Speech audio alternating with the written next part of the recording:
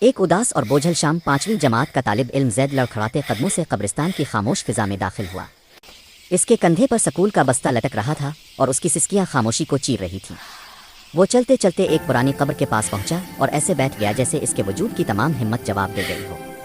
اس نے اپنا بستہ بے دلی سے زمین پر پھینک دیا۔ زید نے لرزتے ہاتھوں سے قبر کی مٹی کو چھوا اور روتے ہوئے پکارا، بابا اٹھی نا، آج سکول میں ٹیچر بہت ناراض ہوئے تھے۔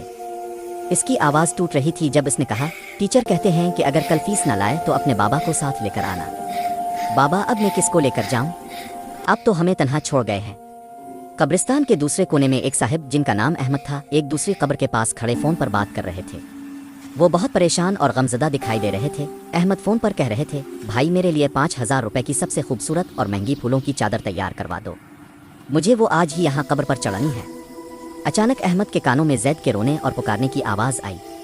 وہ ٹھٹک کر رہ گئے اور انہوں نے دھیرے سے گردن گھما کر اس چھوٹے سے بچے کی طرف دیکھا۔ زید کی باتیں سن کر احمد کا کلیجہ منہ کو آنے لگا۔ انہوں نے فوراً فون کان سے لگایا اور کہا، بھائی مجھے پھولوں کی چادر نہیں چاہیے، مجھے یہاں قبرستان میں ایک سچا پھول مل گیا ہے۔ احمد خاموشی سے چلتے ہوئے زید کے قریب آئے۔ وہ زید کے برابر زمین پر بیٹھ گئے، ان کے ہاتھ جذبات کی شدت سے کانپ رہے تھے۔ احمد نے اپنا بٹوا کھولا اور اس میں سے تمام نوٹ نکال کر زید کی چھوٹی سی ہتھیلی پر رکھ دیے۔ زید نے حیرانی اور بے یقینی سے ان کی طرف دیکھا۔ احمد نے زید کے سر پر ہاتھ پھیرا اور بھرائی ہوئی آواز میں کہا، بیٹا یہ لو، یہ پیسے تمہارے بابا نے جنت سے بھیجے ہیں، وہ چاہتے ہیں کہ تم کل سکول جاؤ اور خوب پڑھائی کرو۔